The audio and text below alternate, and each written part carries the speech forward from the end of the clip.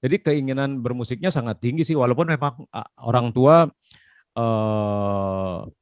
dan kakak-kakak semua kuliahnya juga hukum. Memang ada kakek juga hakim dulu kan, hakim pertama di Kelungkung dari zaman kerajaan dulu, terus bapak milihnya juga jadi jaksa, anaknya juga hukum. Mungkin anak pungut dulunya, nggak tahu juga ya, kita nggak tahu dari mana muncul. Ya kita kan nggak tahu kelahiran bahwa ternyata ya beda sendiri sih memang. Jadi kebetulan kakak-kakak juga nggak ada yang merantau dulu. Jadi termasuk orang lulus SMA yang pertama memilih keluar dari rumah. Jadi memang agak nyeleneh sih sebetulnya.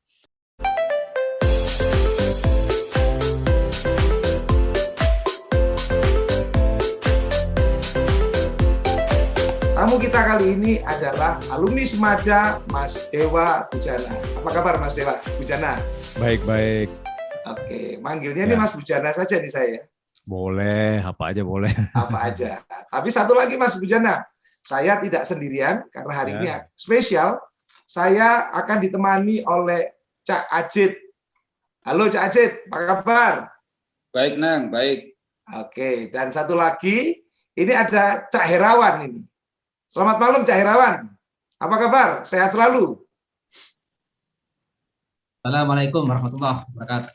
Waalaikumsalam warahmatullahi wabarakatuh. Ya. Jadi teman-teman semuanya, acara ini ngobrol asik seputar alumni ini adalah acara yang kita dedikasikan untuk Semada, guru-guru, kemudian siswanya, dan juga untuk orang tua wali murid Semada Surabaya.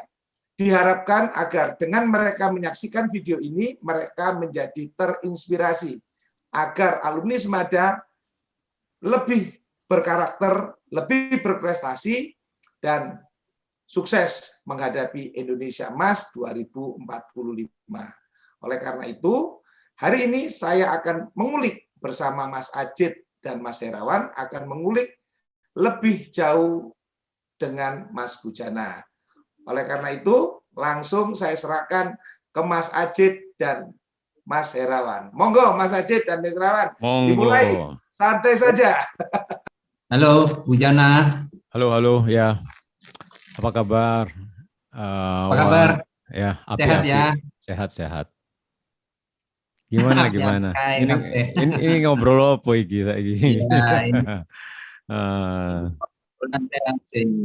Ya. Ada yang apa namanya rumit-rumit, yang santai-santai. Ya. Kita ini kan ingin tahu lah bagaimana awal-awal dari kamu bisa main gitar.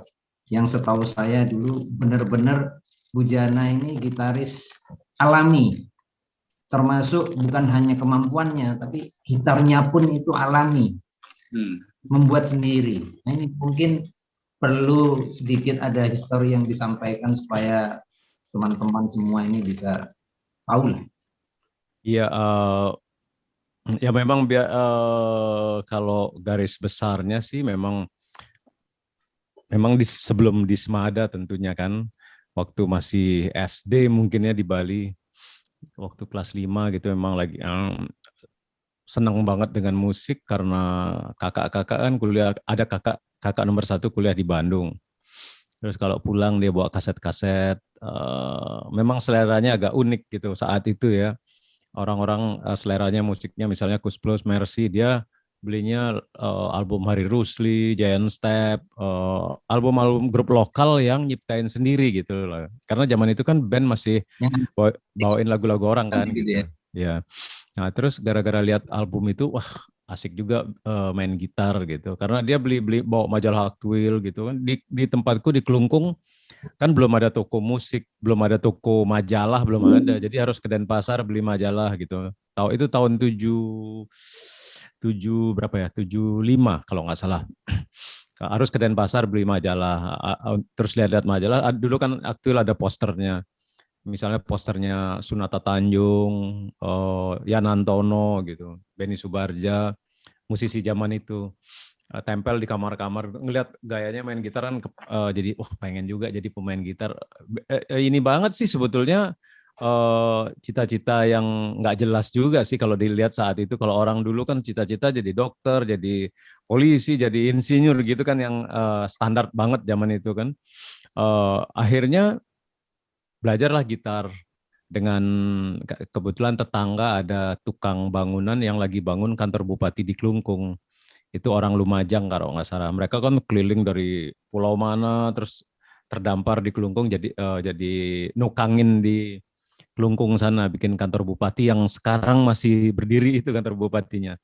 Jadi setiap sore selesai mereka nguli main-main gitar. Itu ada 3 orang kalau nggak salah sih. Nah, gara-gara itu terus main ke sana, nanya-nanya chord lagu, diajarin. Benar-benar yang pertama ngajarin gitar dia sih sebetulnya gitu. Dan ya berkelanjutan lah terus karena Bapak sudah duluan pindah ke Surabaya, tugas di Kejaksaan di Wonocolo ya, di Kajati Wonocolo. Terus nyusul ke Surabaya, tinggal di Pakiswetan itu kan, yang dulu Pakiswetan 5 itu. Terus sekolah lah. SS. Enggak, itu Wonogiri kan. Sebelumnya di Pakiswetan. Itu SMP itu. SMP udah pindah di Surabaya, masuk SMP 1 di Jalan Pacar. SMP mulai ngeband lagi, waktu itu tuh kelas 1 masih duo waktu itu, duo gitar sama nyanyi aja. Karena di kelas kalau nggak salah yang nyanyi Evi siapa ya namanya, Gautama ya kalau nggak salah nama di Facebooknya itu. Duet sama dia, terus pernah sama Christine siapa namanya, lupa deh, udah lama banget soalnya kan.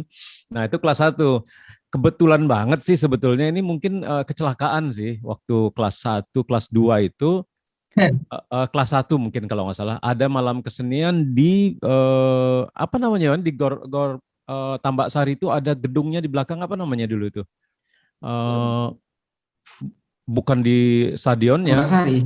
Ada gedungnya di belakang itu. Nah main di situ kita acara SMP 1. Jadi semua peserta yang mau tampil diseleksi. Nah diseleksinya di rumahnya Mahardi di Simpang Dugo 17. Nah disitulah mangkalnya yang tadi Mas Anang cerita soal Hanuman Gesrok itu gitu loh. Itu kan grupnya Mas Mehmet, ya almarhum Mas Mehmet sama Mas Didit Saksana, terus juga sebelumnya Mas Iwan Setiawan namanya Wan ya, yang itu ya kalau nggak salah itu. Disitulah mangkalnya di sana mereka, Simpang Dugo 17. Karena Mahardi adalah adiknya Mas Mehmet juga yang adiknya, jadi dia bikin band. Ini dulu kan SMP 1 itu ada grup pagi, grup siang, kelas pagi, kelas siang. Kelas saya kelas siang sebenarnya gitu. Jadi kecelakaannya gini, di grupnya Mahardi ini grup utama lah, grup utama SMP 1 itu grupnya Mahardi nih. Mahardi, pemain bassnya Titong kalau nggak salah, nggak ada pemain gitar, ada pemain drumnya Irwan Musri gitu. Drumnya masih belum pakai kick, drum kick gini kaki, masih pakai tangan, jadi duk gitu, ngarang banget, agak ngarang itu. Nah, tapi mereka lah ini performer utamanya di acara itu dia. Ya cuman duo gitar sama waktu itu duonya sama Yohanes atau siapa, kelas 3I gitu. Nah, Didit Saksana itu kan artinya dia udah SMA 2 dia. Saya SMP kelas 1, jadi beda 3 tahun lah gitu. Dia udah kelas 1 SMA ya, saya SMA 2 itu dia. Dia sebagai ini pelatih bandnya SMP 1 ini gitu loh. Jadi pelatih bandnya Mahardi ini. Nah karena dia ngelihat saya main gitar, karena nggak ada pemain gitar yang lain mungkin di SMP 1, maksudnya itu kecelakaannya. Jadilah berikutnya dipakai sama Mas Didit gitu loh. Entah dia juga nggak ngelihat ada pemain gitar lain. Kalau dibilang bagus mungkin pas-pasan juga saat itu kan, orang cuma bisa main akustik aja gitu. Terus kebetulan juga satu kelas sama adiknya Mas Didit yang namanya Anis. Satu kelas banget sama Anis itu di kelas kelas akhirnya 3I ya.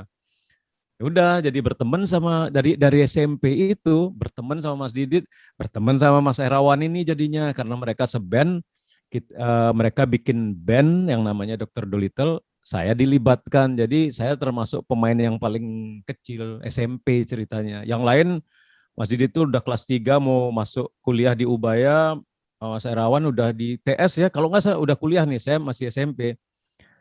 Jadi jadilah band itu Dr. Dolittle, Mas Erawan, Mas Didit, Iwan ya, Iwan siapa namanya? Siapa namanya Iwan? Drummer Iwan Jagger itu siapa namanya? Hah? Iwan Jagger. Iwan Jagger. Ya nggak tahu dah nama benernya. Drummernya dia sama Mas Mehmet itu main perkusi. Pemain gitarnya kebagian anak SMP ini gitu. Nah terus berlanjut latihan, jadi ngeband gitu, bener-bener dipakai akhirnya jadi gitarisnya mereka. Dan nongkrongnya tiap hari itu, hampir tiap hari nongkrong di rumahnya Mas Didit di Jagiran 1 nomor 12, tuh, masih ingat saya gitu. Kalau nggak di Jagiran, di Simpang Dugo 17 itu aja tiap malam, nggak pernah pulang. Udah kadang-kadang SMP itu udah mulai pelajaran kacau nih, mulai kacau karena main band aja terus. Terus mulailah Mas Didit itu ikut grup John and Sulih. Nah, zaman itu kan musimnya Gomloh gitu kan, Lemon Trees, Leo Christie kan gitu modelnya, folk music ya di Surabaya itu sangat kuat. Ada grup yang lain, ada kayak Frankie Engine yang pindah ke Jakarta kan, tahun-tahun itu tahun sebelum 80 tuh, 78, 79 gitu kalau nggak salah. Ada John and Sulih, Bambang John dan Sulih SMA 2 juga, dan kakaknya Mbak Sulih itu guru di Semada, Ibu Winda ya, dulu guru bahasa Inggris. Ngeband lah. Bambang John sama Sulih ya. Pemain gitarnya balik lagi saya yang paling kecil ini, jadi semuanya nih orang-orang tua nih. Mungkin gara-gara pergaulan sama orang tua jadi tua saya gitu, ikut tua. Nah bahkan waktu latihannya di rumah Mas Erawan nih di Supratman gitu, kadang-kadang lebih banyak latihan di sana daripada karena dulu kan belum ada sistem sewa studio latihan itu ya di rumah, yang ada pianonya rumah Mas Erawan. Adiknya Mas Erawan, Yanto, belum ngeband sama kita, jadi saya benar-benar seumur, beda dikit lah sama Yanto, tapi saya main sama kakaknya ini gitu. Bahkan manggung itu di Gelora Pancasila, kita manggung pernah sama siapa aja itu ya, kayaknya artis-artis zaman itu yang top lah. Ada MH Ainun Najib, ada siapa, Ebit GAD baru muncul itu, Surabaya sama kita, saya John and Sulih. Bahkan manggung dipacai lah, pakai rompi, dipakein gini, karena nggak ngerti manggung itu pakai baju apa sih, nggak tahu gitu loh. Nah akhirnya lulus SMP lah, ini karena ngeband terus, untung lulus SMP. Nekat-nekatan daftar di Semada gitu, karena cita-cita, wah anak-anak semua, Semada kan bandnya lumayan namanya kan di Surabaya itu. Ya kayak tadi dibilang Hanuman Gas Rock tuh, musisi-musisinya kan temen semua gitu. Daftarlah ke Semada, seband ini waktu itu Mahardi diterima, pemain bassnya Andi Laksono diterima. Saya pemain gitarnya nggak diterima ternyata di Semada. Nah, gitu. Jadi nggak diterima sendiri. Jadi akhirnya karena nggak diterima di Semada sama Bapak, dia punya jalur di Petra, Petra di mana namanya? Alamatnya lali aku. Petra Manyar? Bukan di dekat Tambak Sari kiri gua apa, lali jenenge. Karanganyar enggak ya? Kalianyar. Nah, Kalianyar. Masuklah di Petra. Pas masuk Petra, wah 3 hari nggak tahan aku. Karena orangnya ini nggak ono guyonnya blas kan. Ya ini apa, stres. Pinter semua, mungkin belajar semua kan orang. Lah aku datang kan sebagai anak band, udah pikirannya ngeband ke sana. Waduh, pendidikannya kan mikir cuman belajar 1 hari, 2 hari, hari ketiga kebetulan Bapak nyuruh bisa nggak ke Bali gitu loh, untuk nganterin dokumen nganterin apa gitu loh. Penting banget harus ke Bali. Wah, saya langsung nunjuk diri. Saya aja yang ke Bali, padahal kakak-kakak kan ada tuh. Saya aja yang ke Bali. Nah, habis ke Bali ngilang, nggak balik ke rumah ya. Nggak balik ke rumah, itu di Bali keliling aja naik motor kemana, jalan-jalan, nggak pulang-pulang. Pas balik ke Surabaya, Itu grup kita tadi ada selain Mahardi, Andi Laksono, satu lagi drummernya Bobby Laberta. Itu semua masuk Semada, semua kecuali aku. Ini seband kita di SMP 1 dulunya. Satu band di sekelas gitu. Enggak sama Bobby sekelas, Mahardi beda kelas. Nah, karena balik dari Bali ke Surabaya, mampir ke rumahnya Bobby. Bobby itu, ini kepanjangannya ngobrolnya. Ini agak jarang nih ngobrol yang ini, cerita ini nggak pernah tak ceritain soalnya orang tuanya Bobby itu pejabat BRI di Jakarta, pejabat bank gitu, kok tinggalnya di kompleks bank di Proklamasi kalau nggak salah ya. Adiknya Bobby, Dodi juga main musik juga, Dodi siapa? Kalarajasa ya namanya, Semada juga, seband sama Ajit kalau nggak salah. Nah, pas ke rumahnya Bobby main, supirnya Bobby ini namanya Asok Kumar, orang India. Dia bilang, Asok tuh mau ke Jakarta, kan kita kenal nih sama Asok, biasa nganter-nganterin. Dia mau ke Jakarta, terus iseng banget, Asok lu ke Jakarta ya? Ya ngomongnya nggak lu gue, zaman Surabaya nggak kayaknya. Terus kamu mau ke Jakarta ya? Terus akhirnya, boleh ikut nggak gitu? Nggak tahu kok ada keinginan untuk ikut ke Jakarta gitu loh. Akhirnya ikut berdua sama Asok jalan-jalan ke Jakarta tuh. Bener-bener nggak sekolah akhirnya nih, ninggalin yang tadi Petra itu, nyambung ke Jakarta itu lewatin Jogja, nongkrong di Jogja, bener nggak modal apa-apa, nggak modal sepeser pun. Tinggal di Jakarta di rumahnya Bobby ya, tinggal sama Asok ini sama supirnya. Bener-bener sama supirnya, terus mulai keluyuran cari sepupu-sepupu di Jakarta, mau ngapain ke sini ya? Nggak, males lah, nggak sekolah gitu. Jadi udah akhirnya nggak sekolah, udah keterusan ngeband sama mas-mas yang tadi ini, sama Mas Didit, Mas Herawan, Mas Mehmet dan lain-lain gitu, ngeband. Nah terus dari situ kenal Pak Harto apa namanya, ikonnya Semada nih, Pak Suwarto ya namanya ya kalau nggak salah ya.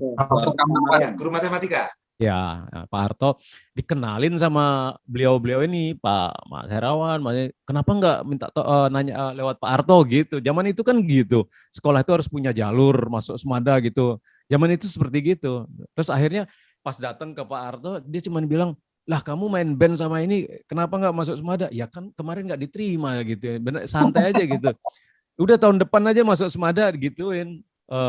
Akhirnya nunggu setahun loh, bayangin nunggu setahun. Bela-belain biar masuk Semada, akhirnya tahun depannya ya masuk langsung.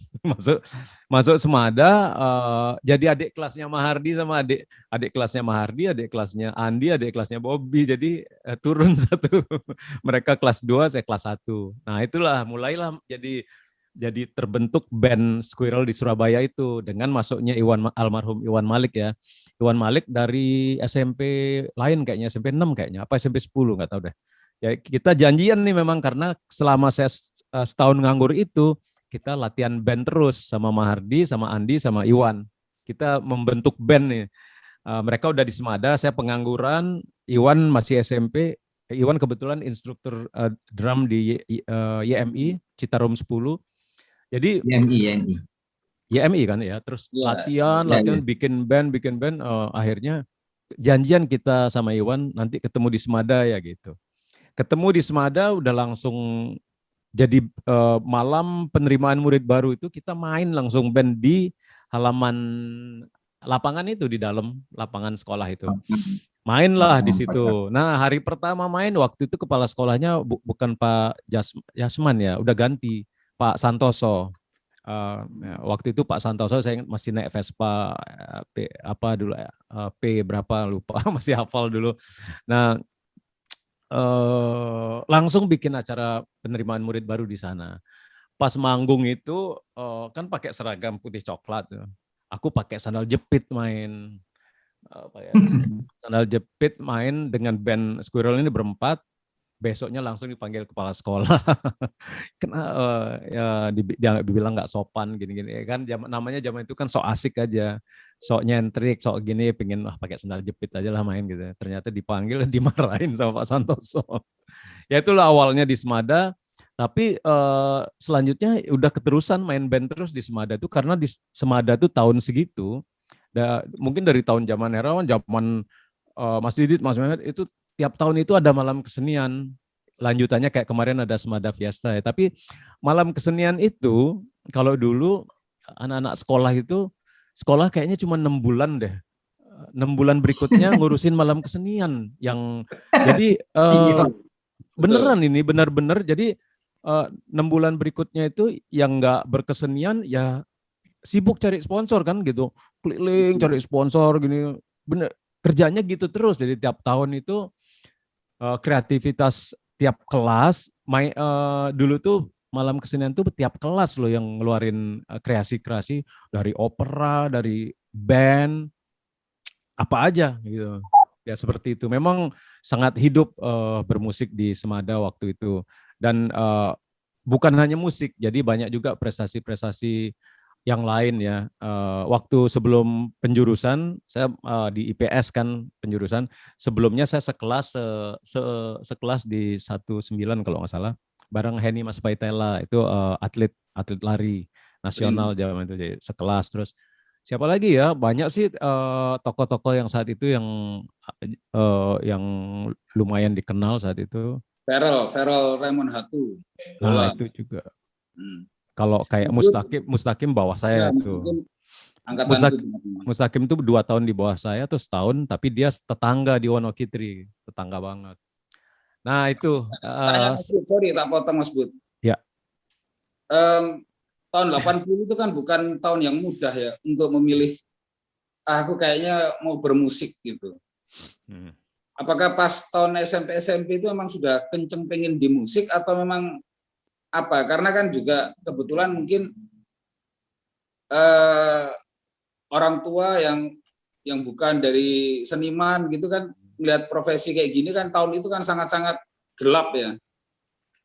Apakah pas itu sudah memang pengen bermusik beneran gitu di SMP itu? Kalau beneran itu nggak pernah tahu ya, maksudnya pengen bermusik iya, kalau bermusik benerannya itu sorry. Bermusik benernya ya kita nggak main musik yang bener sih waktu itu, cuman main musik nekat aja gitu loh. Artinya nggak punya pendidikan musik, tapi kreasi iya. Jadi memang dari SMP itu senengnya ngarang. Saya lebih seneng ngarang lagu daripada niru lagu orang lain gitu. Jadi keinginannya sangat tinggi ngeband dan bikin musik, itu keinginannya tinggi banget. Makanya ketika SMP bergaul sama Mas Didit itu kan bikin opera ngelatih anak-anak SMP, kan gitu, ngelatih anak-anak SMA. Saya selalu dilibatin, boleh dibilang awalnya seperti jadi co-komposer gitu, jadi nemenin dia, jadi ikut gini karena Mas Didit main bass kan, jadi dia butuh support yang main gitarnya gitu, sama Mas Mehmet juga gitu. Jadi keinginan bermusiknya sangat tinggi sih, walaupun memang orang tua dan kakak-kakak semua kuliahnya juga hukum. Memang ada kakek juga hakim dulu kan, hakim pertama di Kelungkung dari zaman kerajaan dulu, terus bapak milihnya juga jadi jaksa, anaknya juga hukum. Mungkin anak pungut dulunya, nggak tahu juga ya, kita nggak tahu dari mana munculnya. Ya kita kan nggak tahu kelahiran bahwa ternyata ya beda sendiri sih memang. Jadi kebetulan kakak-kakak juga nggak ada yang merantau dulu. Jadi termasuk orang lulus SMA yang pertama memilih keluar dari rumah. Jadi memang agak nyeleneh sih sebetulnya. Ya mungkin Mas Herawan lebih tahu karena saya jarang banget pulang dulu. Lebih banyak kalau nggak tidur di Mas Didit sampai pagi, kalau nggak di rumah Ari Ayunir di Karangwismo 14 itu, karena kita segrup nginep di sana. Jadi isinya benar-benar nggak pernah pulang. Ya ini mungkin kalau didengar buat teman-teman siswa yang Semada yang saat ini, mungkin contoh kurang baik sebetulnya kan, karena lebih pada saat sekolah banyakan nggak sekolah saya gitu loh, banyakan nggak sekolah, tapi memang sekolah tetapi selalu main musik itu dengan nama SMA 2, selalu kemana-mana, sampai punya acara rutin di TVRI dulu, jazz remaja, selalu Squirrel SMA 2 Surabaya gitu. Jadi mau biar gimana pun juga tetap pakai nama Semada itu. Mungkin itu aja dulu sih, karena ya tapi kalau sekolah ya wah pengalamannya agak ini mungkin yang juga perlu untuk pembekalan untuk adik-adik itu. Setauku dulu kami ini kan ngeband di Surabaya, apakah itu di Dr. Dolittle ataukah di Spiral gitu ya. Cuman kan yang paling berani pada saat itu untuk hijrah ke Jakarta ini kan hanya kamu. Kami kan belum berani, tidak ada keberanian untuk berangkat ke Jakarta. Dan kita tahu bahwa kemampuan kita bermain waktu itu ya dengan orang-orang Jakarta atau Bandung kan jauh banget. Ini kan perlu support yang kuat dari hati kita sendiri, hati Bujana gitu. Karena kamu juga main tapi tidak ada yang berani untuk hijrah ke Jakarta. Iya. Itu apa namanya? Sampaikan lah. Ya kalau untuk part yang ini mungkin benar juga sih. Benar boleh dibilang paling nggak ada plan sih sebetulnya, Wan. Nggak ada. Jadi lulus nih ngomong-ngomong selama SMA ya, lewatin dulu selama SMA. Pokoknya akhirnya saya lulus aja SMA gitu. Walaupun sempat khawatir waktu lihat pengumuman, ini lulus nggak ya gitu, karena sekolah juga jarang gitu, suka buat nangis guru gitu loh. Dan tapi saya udah minta maaf ke gurunya tahun lalu ketemu karena bercanda-bercanda lagi gitu. Mereka ya guru-gurunya masih inget sih semua. Dan bandelnya di sekolah hal-hal seperti gitu. Terus waktu mau dulu apa namanya mau daftar kuliah tuh apa istilahnya duluan, lupa aku tahun segitu tuh. Sipenmaru. Jadi tahun itu malah bener-bener nggak mau kuliah, jadi semua kuliah dan salah satu yang nggak kuliah mungkin cuman saya waktu itu. Dan terus akhirnya di rumah ini nyambung yang Mas Herawan tanya tadi, nekat ke Jakarta. Jadi gini, ketika tahun 83 Squirrel ikut festival musik di Jakarta, Light Music Contest. Ya kalah kita 83 ya, 84 balik lagi akhirnya menang juara 1. Nah itu mungkin ada percaya diri jadinya, Wan. Rasanya udah kenal yang namanya musisi-musisi Jakarta dari Erwin Gutawa, Elva, siapa, Adi MS, kan udah merasa terkenal gitu loh. Itu ada keberanian tapi ternyata salah gitu loh. Jadi keberanian itulah yang membuat pengen berangkat ke Jakarta, Wan.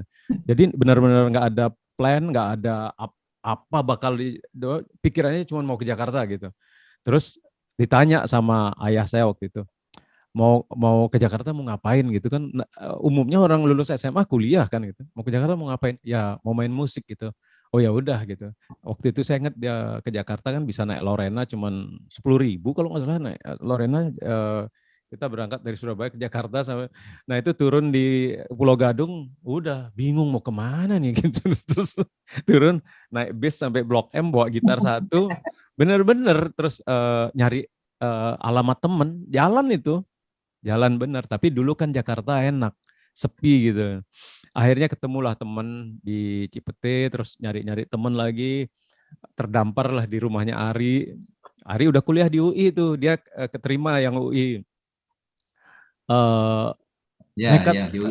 Nekat bener sih kalau dibilang gitu, tanpa uang sama sekali waktu itu, cuman modal naik bis itu. Jadi benar-benar kalau boleh dibilang ya bambung sih sebetulnya kalau wong Surabaya ngomong iki nang Jakarta bambung bener.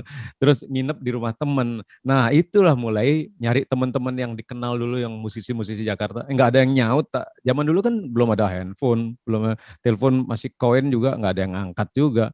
Ngirim surat nggak ada yang balas juga gitu loh. Akhirnya terdamparlah di studio-studio Jakarta, ada studio Sound City namanya, Sound City di Tanah Abang 5.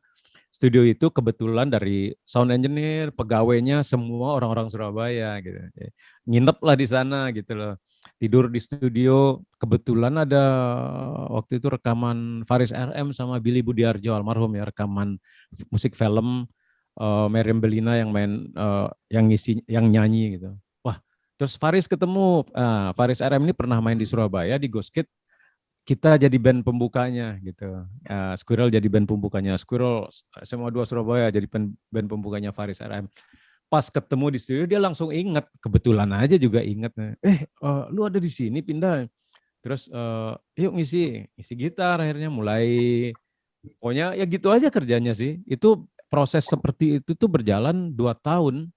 tanpa kejelasan sebenarnya, sampai akhirnya ini kayak gini ngapain ya, terus sampai saya pikir mau ke Amerika aja deh. Ketemu dengan Indra Lesmana Itu kapan, Bu? Indra Lesmana itu tahun 85 baru ketemu. Tahun 85 itu 83, 84 itu benar-benar kosong. Jadi sampai sempat kepikir mau berlayar aja deh ke Amerika gitu. Jadi kan dulu ada kapal pesiar yang Rotterdam SS itu kan. Banyak kan orang-orang ikut berlayar itu. Wah, kalau kayak gini beneran nggak ada plan. Coba di Kuningan kalau nggak salah itu daftarnya.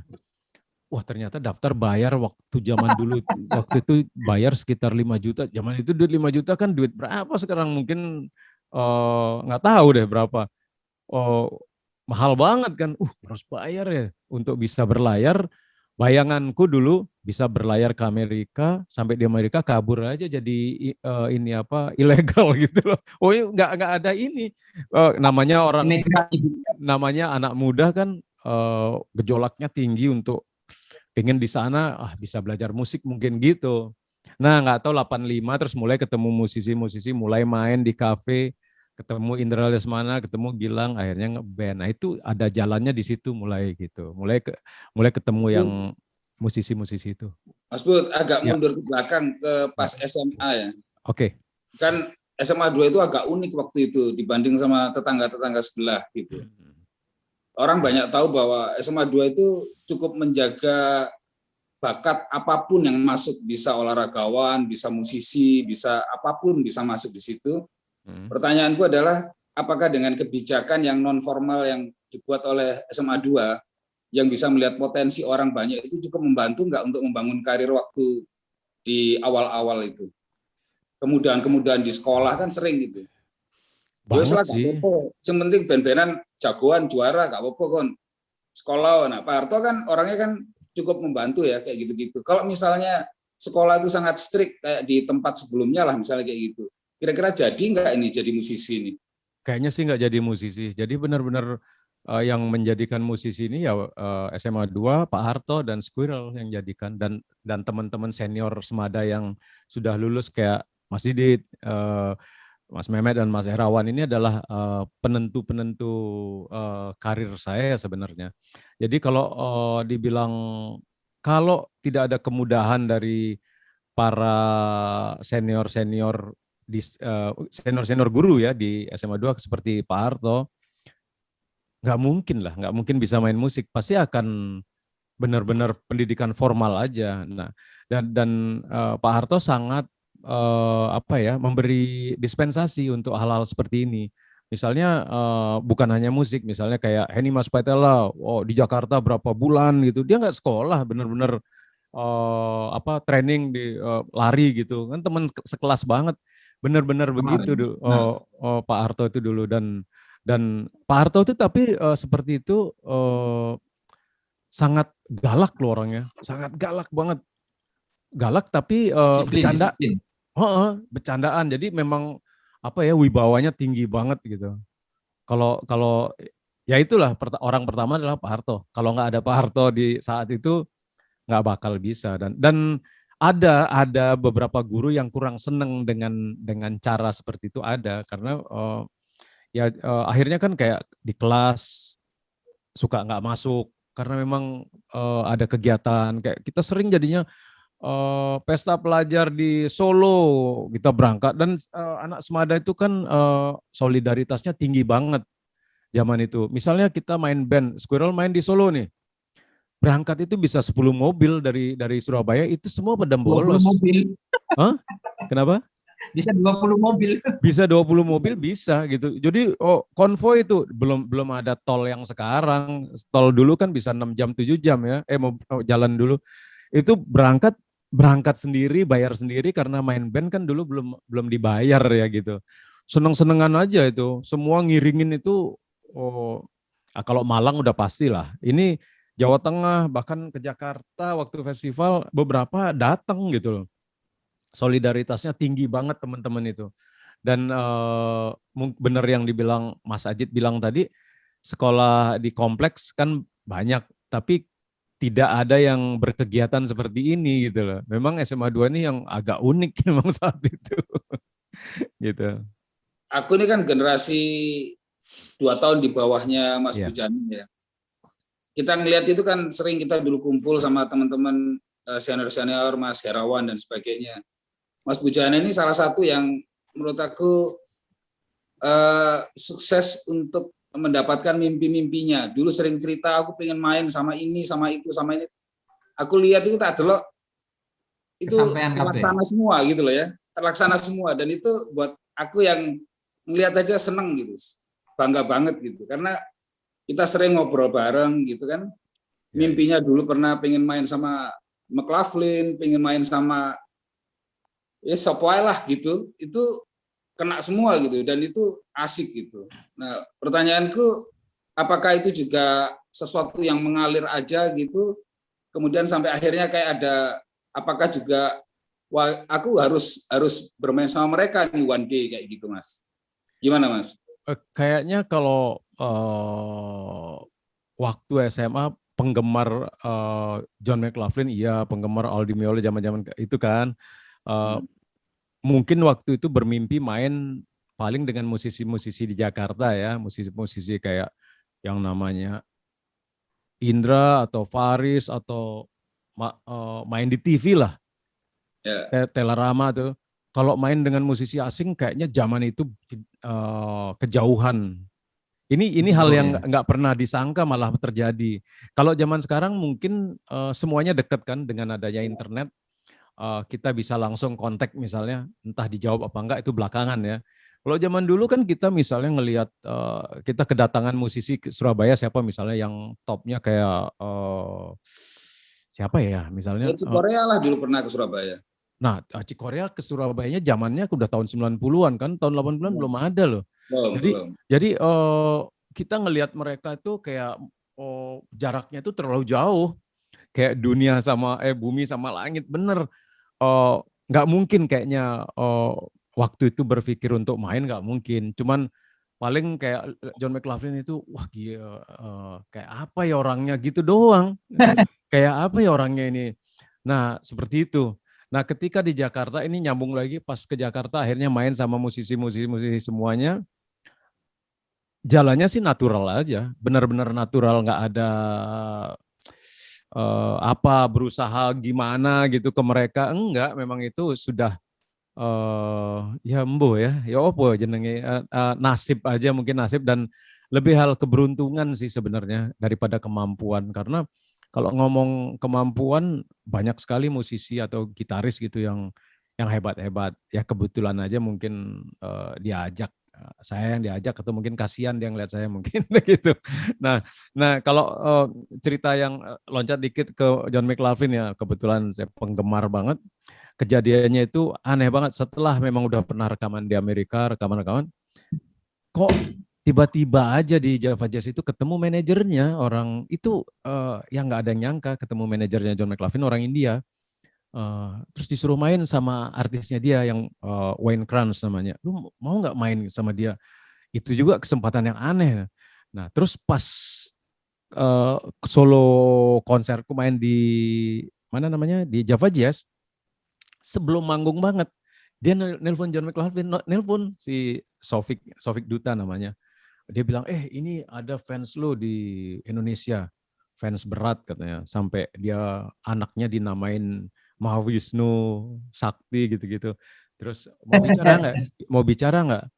Bener-bener disuruh ngomong sama John McLaughlin. Bayangin orang yang diidolakan gitu loh, disuruh ngobrol, bingung juga ngobrolnya. Terus Johnnya kan baik banget. Mudah-mudahan kita ada kesempatan nanti ketemu ya. Wah, seneng banget kan gitu. Akhirnya kesampaian main bareng, bikin konser di Bali. Ya itu mungkin sebuah takdir ya namanya, mungkin nggak tahu apa.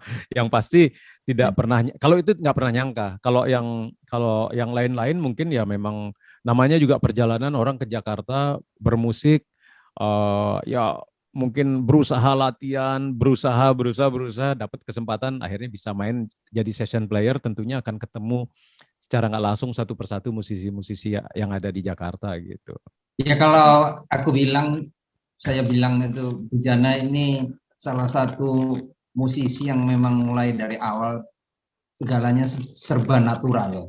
Jadi nggak ada salahnya kalau Tuhan itu mempertemukan itu semuanya dengan natural. Dan buktinya beliau sendiri mengakui bahwa dia menjalankan segala sesuatunya itu secara natural, tidak ada yang terpaksa. Dan saya melihat dan mengalami sendiri benar-benar natural secara keseluruhan bujana ini. Jadi mungkin ini satu pelajaran bagi kita semua ini, walaupun pada tua-tua gini, harus yakin bahwa dengan kenaturalan ini dan kemampuan yang ada ini bisa dibuktikan oleh bujana bahwa dia memang komit dan konsisten dalam bidangnya, yaitu sebagai gitaris, dan betul-betul dia mencapai prestasinya yang top di Indonesia, bahkan di dunia. Jadi yang perlu jadi contoh atau pelajaran bagi kami semua dari bujana itu, menurut saya inilah, saya pun sangat bangga lah dengan bujana, punya teman, punya sama-sama alumni SMA 2 yang bisa menjadi top gitaris Indonesia, bahkan sudah main dengan gitaris-gitaris top dunia. Tidak bisa juga dilakukan oleh gitaris yang lainnya untuk sementara ini. Itu harus diakui, tidak bisa enggak, karena udah terbukti. Mungkin itu, Bud, ya, dari saya. Semoga apa yang ada ini bisa dinikmati dalam kondisi COVID yang seperti ini kan perlu untuk sebagai wawasan bagi kita semuanya ini. Makasih banyak, Bud, semuanya atas cerita atau informasi yang udah disampaikan pada kami semua. Semoga ini juga jadi contoh yang positif. Ya, ini mungkin aja. Mas Anang. Iya, terima kasih. Jadi karena acara ini sebetulnya ingin menginspirasi tentunya ya. Nah, apa yang ingin Mas Bujana sampaikan ke guru-guru ya? Saya lihat Mas Bujana tadi sangat mengidolakan seorang Pak Harto. Mungkin pertanyaannya adalah ini, kenapa sih sosok Pak Harto ini sangat penting sekali perannya dalam karir Mas Bujana? Memang sulit menemukan guru seperti Pak Harto ya. Pak Harto itu, balik lagi ngomongin Pak Harto juga kalau ngajar bagus banget loh. Dia ngajar matematika itu jago banget gitu loh. Jadi bukan berarti dia misalnya nyuruh saya main band, nyuruh yang lain atlet atau apa dibebasin, bukan berarti dia juga bukan karena penggemar musik, sebetulnya enggak juga. Dia benar-benar bisa jadi contoh ya. Jadi contoh SMA itu lebih fokus mungkin. Sudah kelihatan maksudnya waktu masuk SMA itu, oh ini bidangnya ini bidangnya ini, mungkin lebih ke musik ya, totalitasnya lebih di musik. Udah kelihatan di sana, karena sebetulnya kan anak itu umur ketika sudah belasan, 17, 16, 17, 18 itu kan sudah tidak bisa dipaksakan lagi dari orang tuanya. Misalnya orang tuanya maunya gitu, kalau anaknya nggak bisa ke situ nanti juga yang nggak di hati jadinya kan ya. Biar gimana pun juga anak itu udah mulai terbentuk dari SMP, dia udah pembentukan, dan waktu SMA itu udah ada fokusnya. Kalau memang dia bisa fokus di satu part, ya harus fokus di sana. Memang ada beberapa anak yang punya kelebihan multi ya, tapi kan nggak banyak. Dia bisa bidang ini juga bagus, bidang ini juga bagus, dan semuanya bagus, tapi itu nggak semua orang mampu gitu. Jadi memang yang utama adalah buat teman-teman di Semada tentunya fokus, udah mulai mikirin fokus kemana gitu. Kalau memang sekarang sistem pendidikannya kan memang beda, ya kita harus ikutin apa yang di sekolah, sambil karena jenjang berikutnya adalah kuliah, menentukan untuk mau pilih kemana kuliahnya, tapi udah fokus ke arah situ terus gitu. Begitu juga untuk guru-guru kan, tentunya mungkin zamannya juga tentu beda cara pengajarannya kan, tapi juga harus melihat selera atau bakat dari siswanya itu. Oke, mungkin dari sisi orang tua ini, Mas Bujana, ya. apa seharusnya Mas Bujana sekarang seorang ayah dengan putranya berapa ini Mas? Dua. Putranya 2 gitu ya. Tentu Ya. Mas Bujana juga sekarang sebagai wali murid, ya kan? Ya. Nah, apa sih konsep atau dalam pendidikan Mas Bujana kepada anak-anak? Karena saya yakin kita semua pasti menginginkan anak-anak kita sukses. Saya pengalaman yang saya rasakan tadi waktu di SMA 2, akhirnya saya milih harus masuk SMA 2 karena saya bisa main band. Itu kan bukan pilihan orang tua itu, tapi saya yang milih dan saya dibebasin. Nah, sekarang saatnya waktu saya punya anak, saya juga membebaskan anak saya. Sama sekali saya nggak nyuruh main band anak saya. Dan walaupun dia bisa main gitar, mungkin teman-temannya pernah datang ke sini ngeliat gitar banyak itu, tinggal milih kan. Anak saya malah nggak mau dia gitu loh. Dia nggak tahu, mungkin sama kayak saya dulu, bahwa saya nggak mau sama seperti ayah saya. Mungkin gitu ya. Jadi saya kena karmanya gitu mungkin. Jadi ketika anak saya sekarang memilih, saya cuma nanya sejak kelas 1, sekarang dia kelas 2 kan, mau naik kelas 3. Sejak kelas 1 saya udah tanya mau pilihannya kemana gitu. Pertama dia mau jadi milih film untuk belajar bikin film, fotografi. Kalau mau ke situ harus total di situ. Nah, itu aja yang bisa saya ajarkan. Akhirnya kebetulan saya kenal banyak sutradara, saya ajak ketemu. Yang mungkin orang lain nggak punya akses, saya kebetulan deket dengan gampang kan gitu. Terus tiba-tiba seneng fotografi, seneng kamera-kamera yang lama yang masih pakai film. Saya cariin kamera gitu, terus saya temuin fotografer-fotografer yang pro ya. Sampai sekarang masih senang itu, tapi tiba-tiba di kelas 2 ini sudah punya pilihan untuk kuliahnya, dia milih computer science.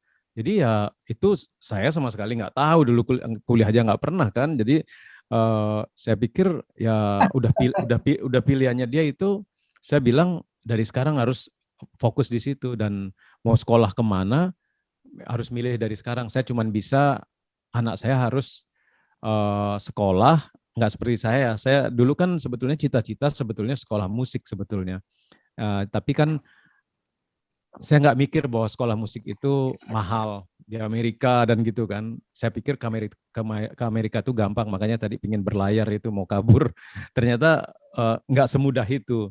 Akhirnya saya waktu sudah profesional di Jakarta sebagai musisi, banyak saya kesempatan untuk bisa ke Amerika untuk sekolah. Ketika saya udah punya uang lah istilahnya, nabung dari gigi, saya udah bisa sekolah musik, tapi akhirnya saya nggak mau lagi sekolah musik karena saya pikir saya lebih baik bikin musik, karena itu adalah juga sekolah gitu. Setiap album menurut saya adalah sekolah. Sekarang saya mikir karena saya udah punya anak, kalau saya sekarang sekolah, waktu saya kebuang untuk nggak ngurus anak, beda kan jadinya ya. Pikirannya sudah beda.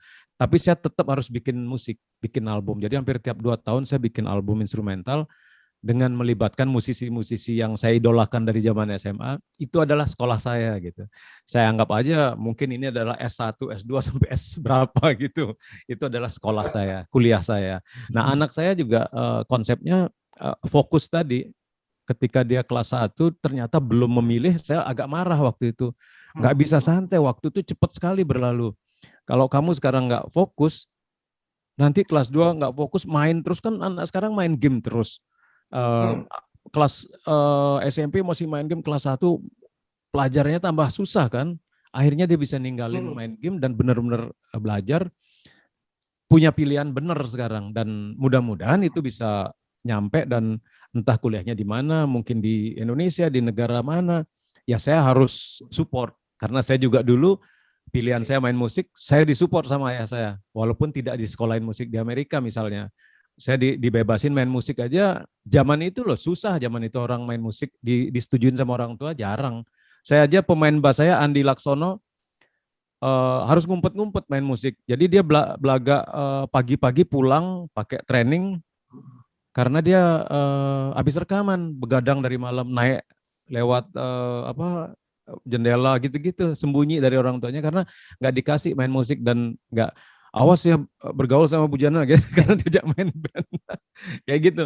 Zaman itu nggak boleh orang main-main musik, pasti pingin anaknya kuliah yang benar gitu. Kalau sekarang beda semua sekarang. Anak-anak sekolah terbukti musik itu lebih jadi pilihan sekarang. Terbukti toko musik rame di mana-mana kan. Jadi lulus sekolah hadiahnya gitar, lulus sekolah hadiahnya drum kan banyak gitu.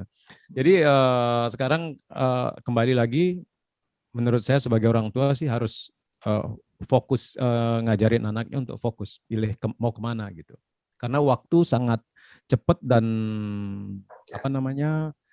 kompetisinya sangat tinggi untuk mau jadi apa gitu. Kompetisinya sangat tinggi. Ya saya bangga ngelihat kemarin waktu alumni SMADA ada yang di Boeing di mana di Houston, sempat ngobrol di Zoom.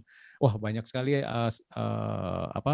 alumni SMADA yang berprestasi, ada yang jadi kedutaan di India, di mana atau ada juga yang dalam bisnis hebat, ada yang juga jadi politikus juga banyak. Jadi seru. Jadi itu semua waktu SMA itu pasti udah kelihatan semua akan kemana gitu. Sekarang itu orang lebih banyak cenderung ke teknologi ya. Rata-rata di sekolah itu aku ngerasa generasi yang sekarang kurang bersenang-senang gitu ya. Sepertinya generasinya Mas Herawan, Mas Bujana dan sebagainya itu kata kunci menjadi seseorang itu karena dia pada saat muda itu sudah sangat cukup bersenang-senang gitu.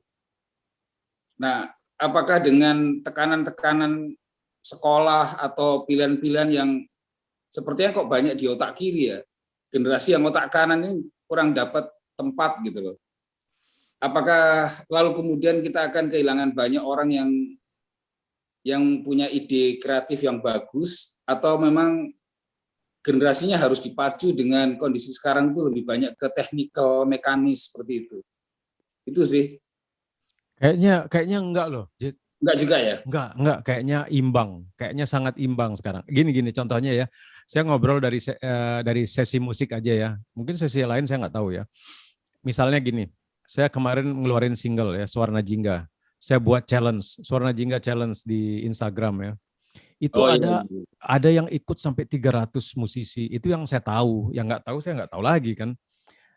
Yang ikut itu misalnya umur 8 tahun, 9 tahun, main gitarnya kayak anak udah mahasiswa kali mungkin. Jago-jago banget anak sekarang gitu loh. Jadi berkeseniannya sangat selain itu ya, misalnya seorang drummer, udah nggak mikir loh yang namanya main odd meter, main 7/8, itu umur 11 tahun itu udah jago. Itu anak Surabaya juga kan ada yang ikut Elnu itu jago banget. Jadi dan dia di sekolah juga pinter, jadi itu malah balance otak kiri otak kanan. Dengan adanya YouTube sekarang itu semuanya mungkin tadi yang saya bilang peradabannya udah beda banget. Dulu saya belajar John McLaughlin misalnya, nggak nemu cara mainnya, karena dulu pakai kaset, kelewatan dikit muter pakai ballpoint gini, pakai pensil, udah ketinggalan jauh gitu. Tekniknya mainnya seperti apa ya gitu kan. Sekarang anak-anak sekarang tinggal buka YouTube, siapa si A main udah persis tangannya. Itu kalau anak sekarang itu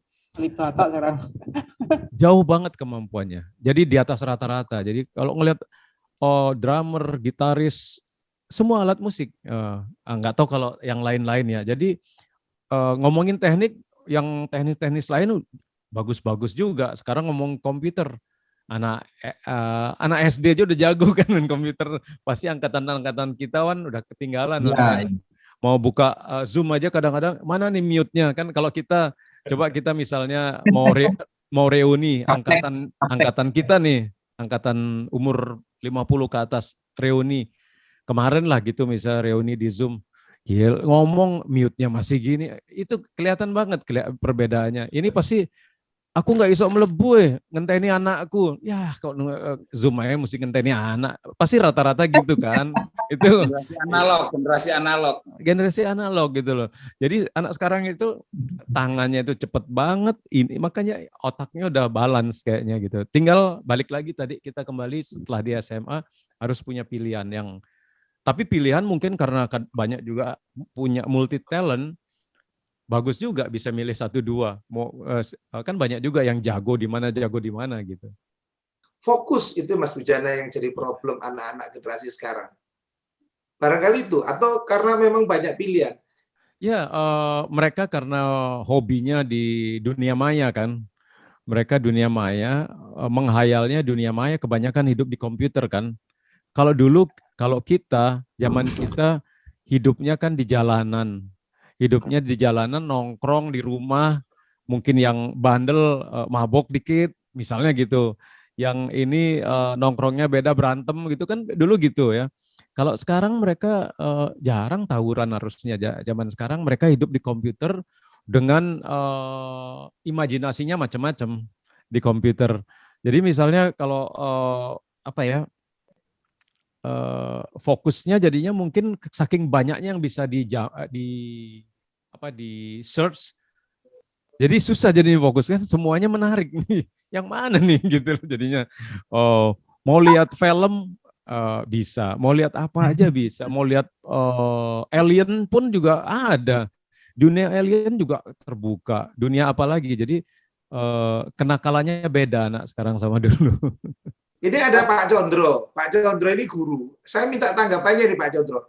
Gimana sih Pak Condro, kalau Pak Condro mendengarkan cerita Mas Bujana tadi, bagaimana beliau mengejar mimpinya? Malah saya gini, Pak Anang. Jadi kalau misalnya tantangan sekarang itu adalah anak-anak itu cenderung nyaman dengan dunianya sendiri ya, dalam artian dengan pengaruhnya dan sebagainya.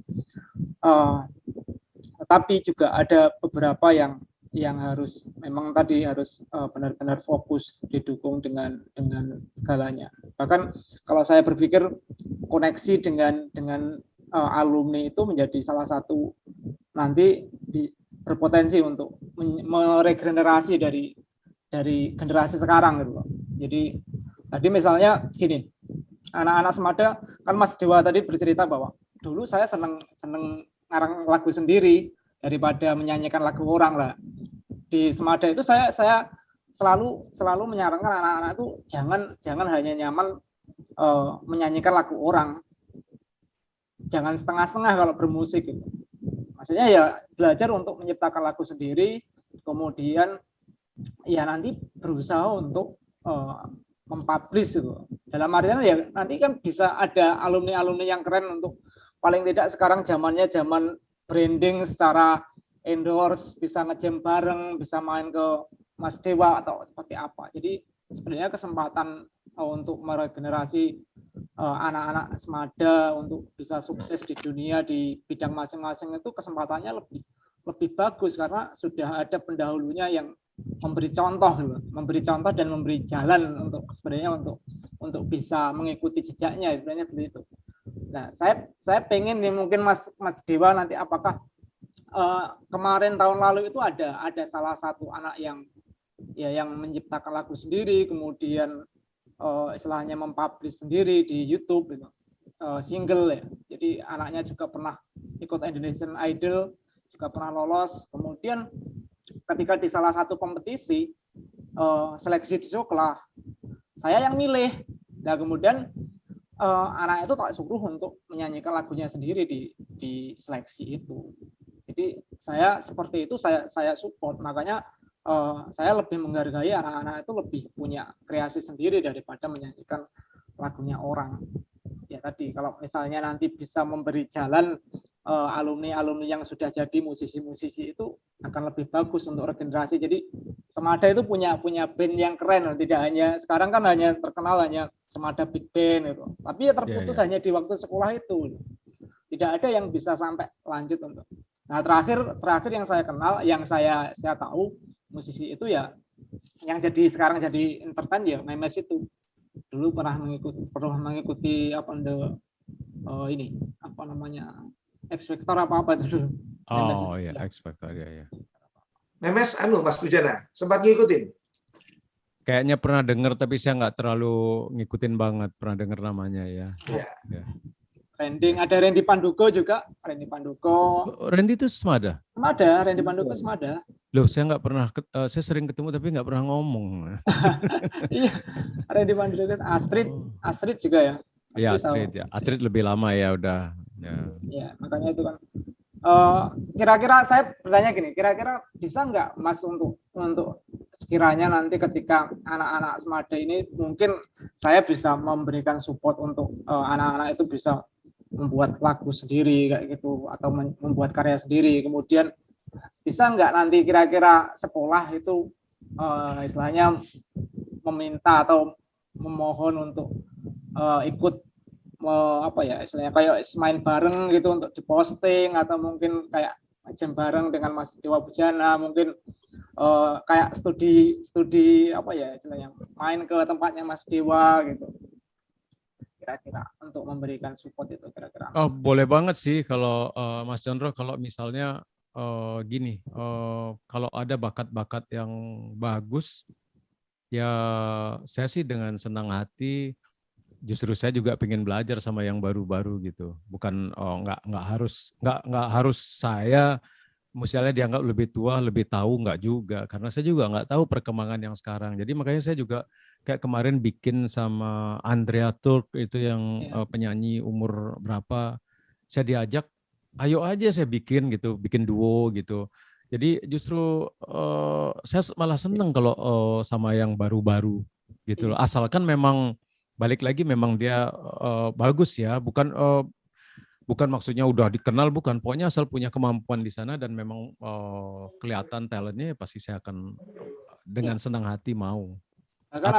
Atau misalnya berbagi nggak masalah gitu. Ada salah satu murid saya yang lulusan Semada yang tahun lalu, biasanya kalau diajar itu tidur terus, dan itu menjadi ya istilahnya ini. Nah ketika lulus dia sekolah musik di Boston sekarang. Spesialisnya keyboard ya juga. Makanya kayak yang tadi misalnya kalau zaman dulu itu lebih membebaskan anak untuk fokus di bidangnya masing-masing, itu harusnya sekarang juga bisa seperti itu. Nah, tapi tetap fokus di dalam ini. Tapi ada semacam penjurusan kayak semacam apa ya double track di mana siswa punya kemampuan yang harus didukung. Makanya kan tadi koneksi itu penting untuk sekarang. Iya.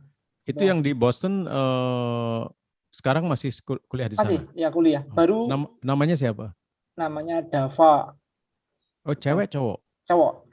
Cowok ya, Dava. Karena banyak sekali orang-orang Indonesia yang di Berkeley ya, Berkeley atau mungkin di kota-kota lain ngambil musik juga banyak juga, dan bagus-bagus, ya. Keren-keren sih sekarang gitu.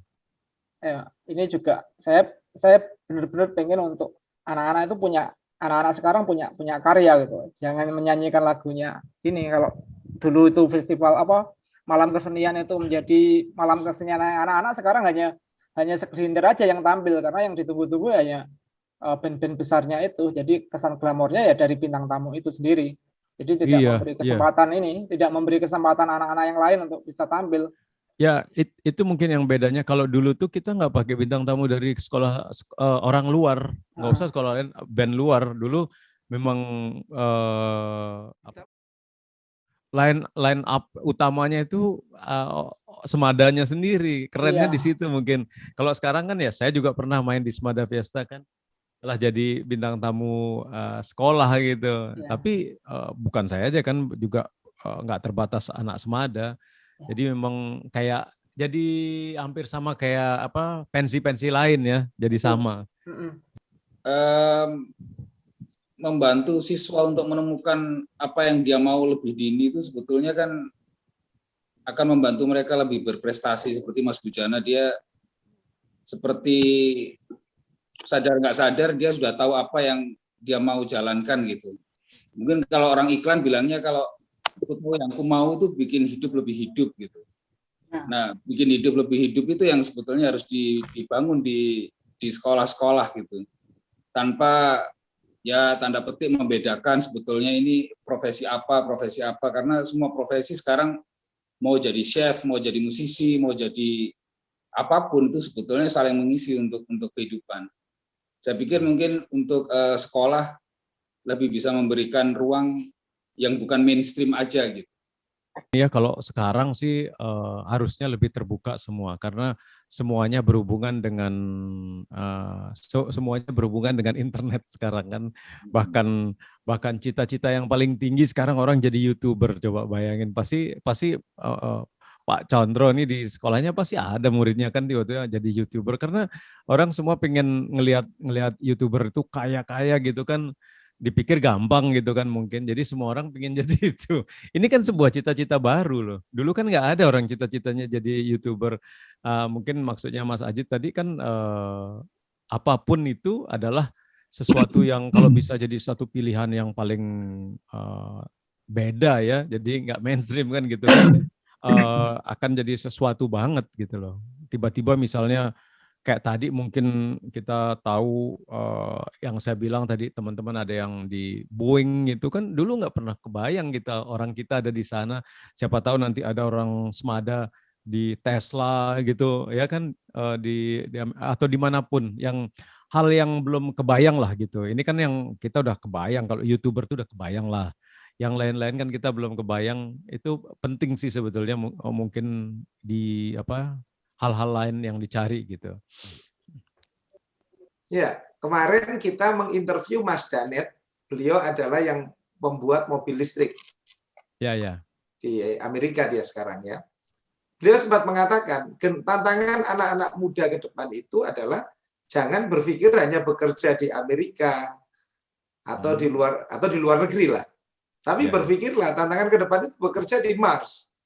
Karena kita akan masuk ke industri 5.0. Bahkan kalau kita ngomong di China itu sudah ada untuk telekomunikasi sudah masuk ke 6G, generasi ke-6. Nah ini kalau sudah generasi ke-6 ini kan, waduh, ini kita nggak bisa bayangkan ini nanti dunia musik kayak apa ini. Ya. Nah ini kalau saya secara pengen nanya ke Mas Bujana untuk menginspirasi teman-teman semuanya, musik itu atau industri seni atau kemudian entertainment yang seperti yang dilakukan oleh Mas Bujana, ini bagaimana Mas Bujana pandangannya? Barangkali Mas Bujana ngobrol sama teman-teman atau punya pemikiran-pemikiran yang dalam terhadap itu, Mas. Ya, entertain semua sih berjalan, tapi gini ya, ini kan semua pandemi ini memang belum ada yang kebayang nantinya mau gimana ya. Kalau dunia ngomongin tadi dunia entertain maksudnya sangat menarik sih, sangat luas gitu karena gini, contohnya di satu bidang saya aja di musik ya, nggak pernah ada yang kebayang bahwa seorang sound engineer itu diperluin. Ya dulu kita di Surabaya misalnya kita main band cuman ada Cak Garimun aja gitu kan, yang pekerjaannya adalah bukan dari seorang seniman, bukan dari seorang seniman, lebih dari ketukang sebetulnya kan ya, tukang angkat-angkat awalnya, bisa teknis mixer, bisa ngebalance tapi tidak pakai seni sebenarnya. Nah, sedangkan sekarang dunia entertain ya, balik ke entertain, itu sangat memerlukan. Berapa tahun, 10 tahun terakhir ini dunia sound engineer itu kekurangan loh di grup band di Jakarta. Karena hampir tiap weekend kita misalnya, kita jangan bahas yang pandemi dulu ya. Setiap weekend itu mau ketemu Jumat kita udah berangkat. Kita ke kota apa nih misalnya, anggap aja Gigi. Wah, sound engineer ini nggak bisa, ini nggak bisa, ini nggak bisa. Sampai kayak gitu loh. Itu pekerjaan seorang sound engineer yang dulu nggak pernah dipandang gitu loh. Artinya dulu nggak ada. Dulu kan cuma di studio rekaman gitu. Sekarang itu ada sekolahnya.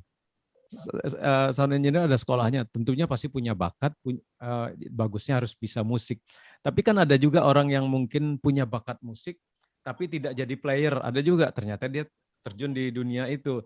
Ada juga orang suka musik, ternyata dia lebih pintar di manajemen, bisa jadi manajer. Semuanya itu ada. Bisa ada ini dunia film misalnya, jadi fotografer selama tur atau editing video buat YouTube. Jadi setiap main berapa menit itu kan sekarang dulu-duluan kan semua. Dulu-duluan bikin konten, dulu-duluan bikin konten. Itu semua peran di balik-balik layar dunia entertain itu besar sekali. Dan Dan itulah yang membuat orang-orang berlomba untuk jadi yang terdepan gitu. Misalnya seorang YouTuber dari musisi itu di YouTuber kan kurang menarik mungkin ya. Tapi ternyata kan ada seorang drummer gitu yang rajin, mungkin dia bersaing sebagai pemain banyak sekali yang jago-jago, tapi untuk bersaing sebagai YouTuber, sebagai musisi kan nggak banyak. Part itulah dia bisa dapat dengan melibatkan beberapa tim video, tim audio, sama tim pemikirnya kan harus ada itu. Siapa yang bikin sutradaranya lah gitu. Nah itu tim-tim kayak gitu berperan banget dalam dunia entertainment sekarang. Kalau dulu kan nggak ada, zaman-zaman saya Mas Herawan nggak ada itu, tahun 2000 baru mulai itu muncul gitu-gitu. Anak-anak yang mungkin saya rasa murid-murid Mas Condro itu sekarang udah banyak yang seperti itu. Kayak ini saya dapat linknya yang bikin single ini pasti bikin video klip sendiri. Gini ide-idenya pasti Iya. udah bagus-bagus gitu. Anak saya juga bikin video klip buat di sekolahnya dengan teknik apa udah bisa, dan itu mereka bikin. Nah gini contoh, anak saya bikin grup band nih di sekolahnya. Saya tanya, kamu main apa? Enggak, saya malah manage. Wah, ngomongnya jadi manajer. Loh kan itu bukan nggak harus jadi terdepan sebagai performernya gitu. Dia jadi manajer, dan terus dia yang pertanyaannya apa? Nggak pernah kepikir saya dulu SMA bertanya ngomongin publishing coba. Anak umur segitu ngomongnya publishing. Saya aja gelagapan ditanya soal publishing karena orang angkatan lama kan yang kadang-kadang nggak aware soal copyright, soal gitu. Mereka udah mikir ke situ bahwa dia keluarin single, ini publishingnya di sini, ini YouTube-nya seperti ini gini, digitalnya seperti ini. Seperti itu sekarang, dan itu adalah part dari entertainment sekarang ini seperti itu. Mas Dewa, mungkin saya bisa tanya Mas, gini Mas, saya tuh kan ya pengen kayak gitu, maksudnya ketika anak-anak itu punya karya sendiri seperti lagu sendiri gitu kan, pengen menggabungkan anak-anak yang punya kemampuan video, nanti bikin video klipnya dan sebagainya itu. Nah, tetapi saya juga ini mungkin beberapa hari ini agak khawatir ya dengan dunia digital hari ini gitu. Ketika karya itu mungkin sudah jadi, kemudian mereka hanya memikirkan bisa mempublish tanpa bisa membentengi apakah itu harus mulai berpikir untuk hak cipta, menghakikan karya itu ketika walaupun di SMA sendiri kelasnya. Oh iya, saya rasa anak-anak sekarang udah ngerti itu, karena tinggal klik aja di Google udah keluar semuanya. Dan istilahnya sekarang, dulu kan nggak ada, zaman kita mau bikin proposal aja nggak bisa gitu kan, ngarang bahasanya gini. Sekarang semuanya sampai soal publishing, soal apapun ada, soal digital caranya gimana, mereka kayaknya udah lebih tahu. Mereka kalau mereka nanya hal-hal itu ke saya malah kurang tahu. Ya makanya kalau misalnya nanti punya karya kan mungkin sebaiknya kan langsung walaupun bagaimanapun karyanya kan sebelum dipublish itu dihakikan dulu gitu. Iya. Nah, itu karena beberapa hari ini ada yang mungkin punya menciptakan lagu, ada yang tadi ada di TikTok menciptakan lagu belum dipublish, ternyata sudah ketika mau dipublish sudah diakui orang lain gitu. Ya, seperti itu. Harusnya di zaman sekarang tidak terjadi itu, karena sudah lebih aware soal copyright. Jadi anak-anak sekarang jauh lebih ngerti, dan mereka harus. Jadi kalau sampai nggak itu salah banget gitu. Ya, makanya itu. Korea itu kan akhir-akhir ini kan melejit hampir di semua industri ya. Mau otomotif, mau industri kreatif. Sepertinya mereka secara masif kira-kira mereka sudah tahu kira-kira mereka harus gimana gitu. Nah, pertanyaanku apa sih sebetulnya kata kunci dari Korea bahwa industrinya semua hampir jalan, industri makanan mereka jalan, jagoan ngalahin Perancis, industri musiknya ngalahin Amerika, industri mobilnya dia sekarang udah mulai nyamain dengan Jerman dan sebagainya. Apa ya kira-kira yang bikin environment-nya menjadi kondusif seperti itu, kira-kira apa? Kalau dari ngobrol-ngobrol dengan teman-teman, khususnya di industri musik lah, khususnya di industri musik. Ya, ini memang Korea ini luar biasa ya, dan kayaknya semua orang juga akan nonton ya. Misalnya saya enggak gitu di rumah, istri saya juga nonton film Korea gitu. Jadi nggak bisa dipungkiri ini. Tapi kalau dibilang jelek nggak bisa juga gitu karena karyanya juga bagus-bagus dan kita kan nggak boleh melihat sesuatu cuman jeleknya aja gitu. Kayak dulu drama apapun juga itu pasti ada hal-hal yang baik yang ada dalam proyek-proyek itu. Mengenai Korea ini kalau menurut saya sih udah memang global ya, udah gempuran seluruh dunia. Eh, Sekarang dulu kan Jepang ya Asia itu ya, Jepang nomor 1. Sekarang ini Korea kayaknya lebih, tapi memang kalau saya lihat dia tidak mengangkat budayanya sendiri. Mereka masuk misalnya, cuman hebatnya kan dia bisa dengan berbahasa dia tetap bisa mempengaruhi dunia itu saya nggak tahu caranya gimana. Kalau dulu kalau Jepang atau India itu masuk dunia kan dengan budayanya dia, misalnya dengan bahasa India tetap. Brasil menurut saya, kalau saya Brasil sih tetap dengan gaya Brasilnya nggak bisa hilang di dunia. Kalau musik ya itu luar biasa. Tapi kalau ngomongin musik Korea sih tetap nempelnya tetap musik Barat kalau menurut saya, cuman dia pakai bahasanya dia. Tapi kalau yang lain-lain itu luar biasa sih, mau industri mobil apa dan lain-lain itu, wah itu memang nggak kebayang, nggak tahu gimana itu dari pasti dari sistem di sana memang yang luar biasa. Iya, mereka menurut aku sih itu by design, memang by design. Artinya mereka dengan sengaja untuk membangun satu industri yang akan mendunia gitu loh. Nah, pertanyaan saya kan gempurannya kan cukup kenceng ya, hampir di Asia, di dunia itu sekarang kan kenceng banget gitu. Ya, ya. Nah, itu kira-kira dampak di musik Indonesia sendiri seperti apa? Karena kalau Indonesia ini banyak bakat, iya, tapi random. Banyak yang berjuang tapi sendiri-sendiri gitu.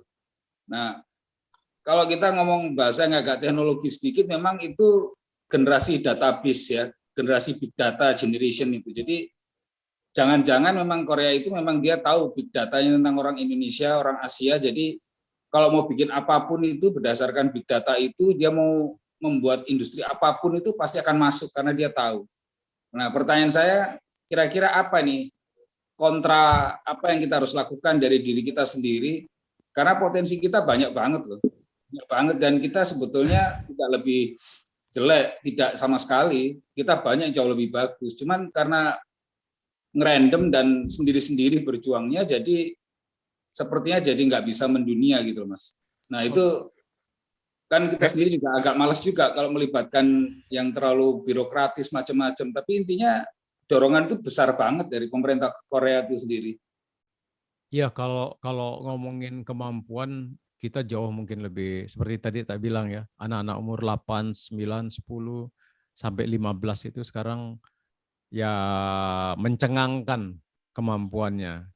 Tapi ngomongin sistemnya benar, mungkin semuanya by design dari atas, gimana membuat itu jadi mendunia itu. Nah itu nggak tahu, bisa aja itu adalah ada juga politik, bisa juga kan politik antara Korea dan Amerika. Kita nggak tahu kenapa bisa sekarang di pesta musik dunia tuh kayak di apa namanya yang di LA itu yang tahunan, masa performer utamanya tuh Korea loh, kan gila itu nggak pernah terjadi itu. Bukan misalnya dulunya Foo Fighter misalnya, sekarang bisa grup BTS gitu misalnya di sana loh, coba dan nyanyi orang.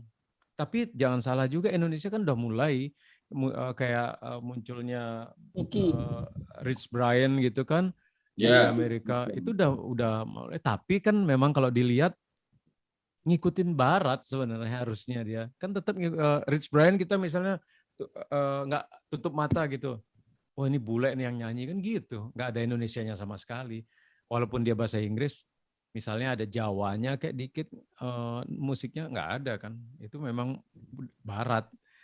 Stefani Putri itu misalnya juga yang di Amerika, sukses lagunya terkenal, juga Barat. Kayak penyanyi bule aja kita dengar, walaupun memang pakai bahasa Inggris, Tapi wah ini ada Indonesianya, kan nggak ada kesan itu gitu loh. Ya. Rich Brian itu karyanya loh, karya dia yang nge-rap bisa dinyanyiin orang satu stadion di Amerika. Nah itu kan beda banget. Sekarang yang masuk hitungan dunia kalau di Indonesia menurut saya paling kalau kayak Anggun ya itu dunia udah. Yang lain ya Rich Brian ini. Ada Rich Niki Brian. juga, Niki. Ya Rich Brian, Niki sama Stephanie Putri mungkin baru itu. Jadi kalau kategori kalau kayak yang cover sih menurut saya sih kalau cover ya lain kategorinya gitu ya. Apa yang nilai-nilai apa yang harus dimiliki oleh generasi ke depan ya supaya anak-anak semada supaya lebih berprestasi dan lebih berkarakter. Ya seperti yang tadi saya bilang sih tetap fokus aja sih, fokus. Tapi kalau masih boleh sih ya nilai-nilai luhur tetap harus ya itu kan anak sekarang itu ke sopan santun agak kurang mungkin itu. Agak Nah, kurang. Ya itu rata.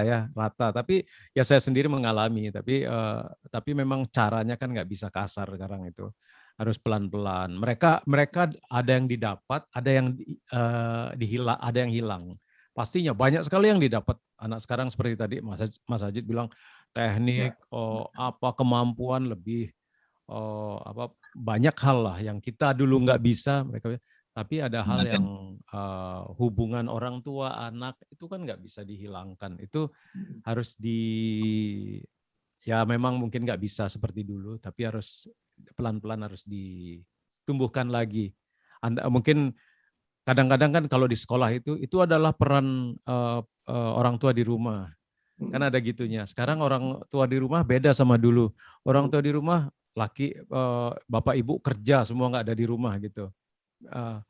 Diserahkan di sekolah kan gitu jadinya kan. Jadi saling tuding. Kalau kebetulan saya kan kerja cuma sendiri dan istri bisa ngurus anak ya mungkin bisa ngajarin seperti itu. Tapi kan banyak sekali keluarga yang orang tuanya kerja dan itu tentunya kerja untuk anaknya juga. Hal itu mudah-mudahan bisa ditumbuhkan juga balance di sekolah dan rumah itu.